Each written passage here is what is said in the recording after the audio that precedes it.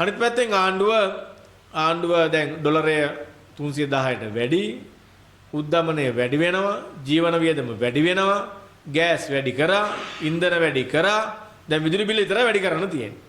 ඒක 11.5කින් විතර වගේ වැඩි කරන්න යෝජනා කරලා දැන් ටිකක් ඒක කොමිසමට දාලා පොඩ්ඩක් යටපත් කරගෙන ඉන්න මේ අර්බුදය ඇතුලේ.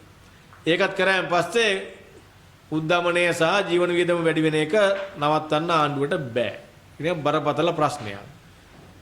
අනිත් පැත්තෙන් ආණ්ඩුව දැන් මේ දිට්ටුවා සුලිකුණාටුවෙන් අවතැන් වෙච්ච, මිය ගියපු, ගේදොර විනාශ වෙච්ච, හරි වතුරේ ගහගෙන ගියපු එයාට සාධාරණ හරියට ඉෂ්ට කරෙත් නැහැ. ටකරවක් ගියත් ලක්ෂ 10ක් දෙනවා කියපු ආණ්ඩුව දැන් ඒක 5ට අඩු කරලා 2ට අඩු කරගෙන යනවා. හරි? අපි දැක යම් ප්‍රමාණයකට වන්දියක් දෙන්න උත්සාහ ගන්නවා.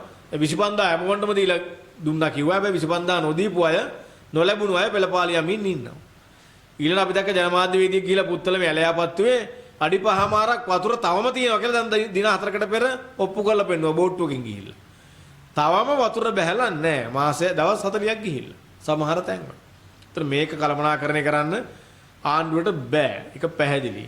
දැන් කඩන් ගිහුව පාලම් වලට මේ වැලි කොට්ට දාන්න, ගල් දාන්න එහෙම තමයි මේගොල්ලන්ට පුළුවන්. ඒ වගේ. ඉතින් ඒක නිසා මේක බරපතල ප්‍රශ්නයක්. ඉතින් කරුණාකරලා අපි ආණ්ඩුවට කියනවා මේ ආපදාව නිසා මිය ගියපු අයගේ මලමිනි තාම හම්බ වෙච්ච නැතිව තියෙනවා. තාම ඒවා ගොඩ ගන්නේ නැහැ කියන ස්ථාවරෙත් ඉන්නවද කියන අපිට සැකයක් තියෙනවා ආණ්ඩුව. ඒ නිසා එහෙම කරන්නේ නැතුව මේ සුලිකුණාටුවෙන් ආපදාවටපත් වෙච්ච අයගේ වන්දි ක්‍රමවේදය සාර්ථකව කරන්න. ඒ මිනිසුන්ට විකල්ප ස්ථාන දෙන්න, ඉඩම් අඳුර ගන්න, ගෙවල් හදන්න. ඒ ක්‍රියාවලිය ඉස්සරහට අරගෙන යන්න. අනතුරුදායක ස්ථානවලට මේ මිනිසු තියන්න එපා අධිකටම. ඒ නිසා ඒව කළමනාකරණය කරන්න. ඉතින් ඒවා යටපත් කරන්න උත්සාහ ගන්න එපා කියලා අපි ආණ්ඩුවට කියන්නේ.